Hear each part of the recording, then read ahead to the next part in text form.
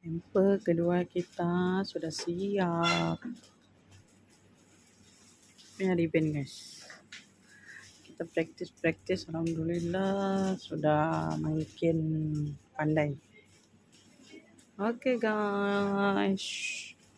Ini hamper makanan kita guys. Guys, sudah siap hamper buah kita. Comilnya kita punya ribbon. Ini ribbon kita buat sendiri guys. Oke guys, inilah guys kita punya hamper menggunakan vacuum guys. Oke, vacuum tuh supaya tidak digerakkan pun guys, tidak apa-apa. Kita punya hamper. Oke, yang ini kita punya hamper buah guys. Oke, ini kita punya ribbon, ini kita buat sendiri tadi, cikgu ajar.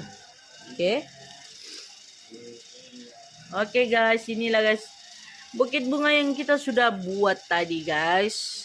Oke, gimana? Boleh sudah kita buat kah guys? Oke,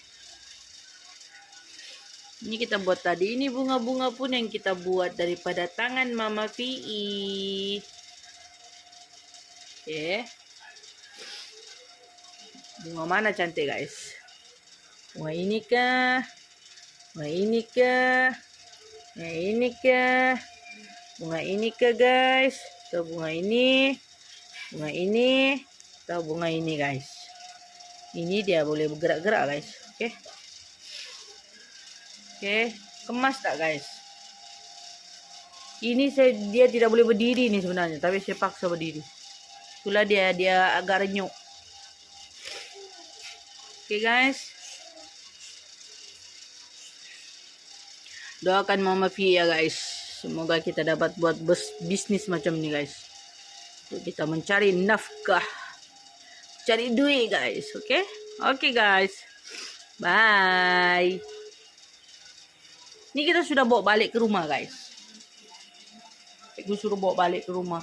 Tapi ini pun barang-barang yang kita beli guys. Oke guys, bye.